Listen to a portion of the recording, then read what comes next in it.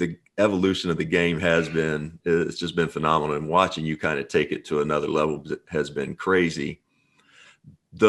I say often I was built for this league, and bad shots are good shots now. Running shots on the move, all those shots are good shots.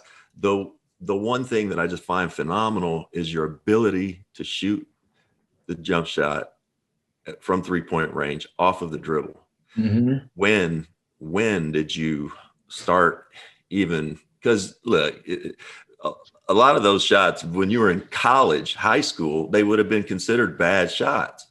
Were you taking them then? Could you do that then? When did that evolve? When you talk to my dad when I was in high school, they used to get on me and get real mad because I didn't shoot enough in high school. Then I got to college, and I was basically playing off the ball for my first 2 years. We had an amazing point guard, Jason Richards, who would set me up. He was just such an amazing court. He could manage the court. He had a great feel and knew where I was.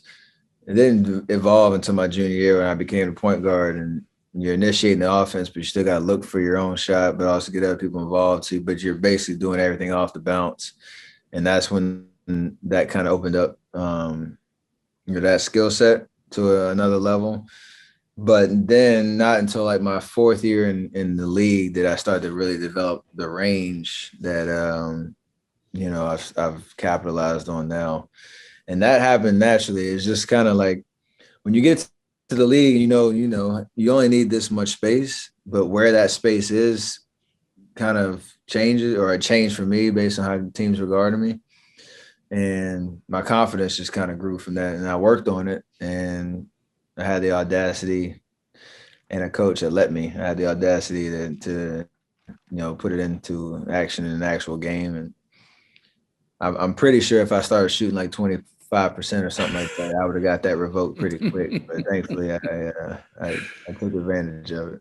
Well, you talk about that audacity, and that is that coach can only give you a blueprint. Talk to me for a minute, and I've known your coach and your friend Steve Kerr for 35 years. Talk to me about your relationship with him, because he lets you play. There's a fine line I think he has to toe between, me and your dad will watch the game and you'll have just 3 ridiculous turnovers, and we'll look at one another and we'll look at Steve and we'll be like, oh, I know Steve just wants to kill him right now. But he knows that he's walking a fine line there, because he's got to give great players need the freedom and the liberty to make mistakes. Talk to me about your relationship with him as a player, and then away for a little bit as a person. Well, I have to start with the person, because that's how our that trust and that communication started. As one of the lead guys on the team, when you have a new coach come in, it's kind of awkward at first, because we had a certain level of success, and he's coming in trying to, like you said, give us the blueprint of how to get over the hump and become a championship contending team. And this is how he wants to make a couple changes and all that. He came in with such humility of, he's like, I know you guys are a great team. I know you've had some playoff success. He's like, I'm just trying to tweak a few things that I feel like, based on his experience and what he saw were our best attributes that could unlock, us getting to the next level. And sometimes you have coaches that kind of want to be the hero and say, I did this, I brought in, these specific changes, and this is what's going to get us there. He's like, it's just a different,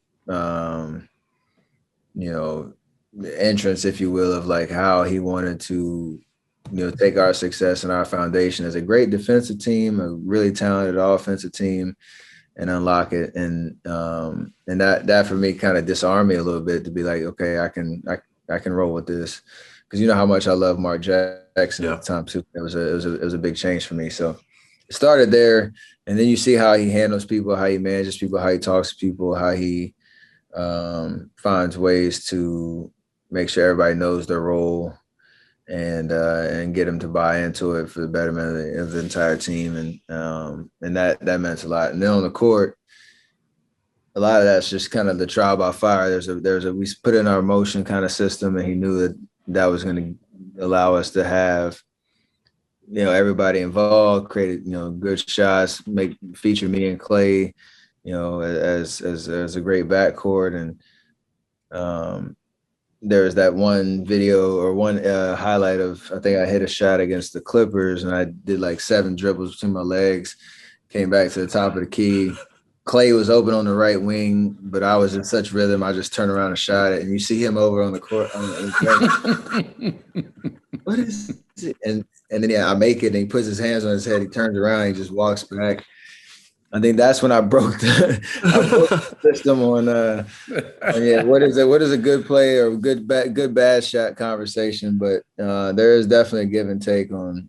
I just need to be creative, be myself, have the confidence in the flair that I play with Clay, Draymond, and all the same, and just be mindful of what we're trying to accomplish and how we're trying to go about things.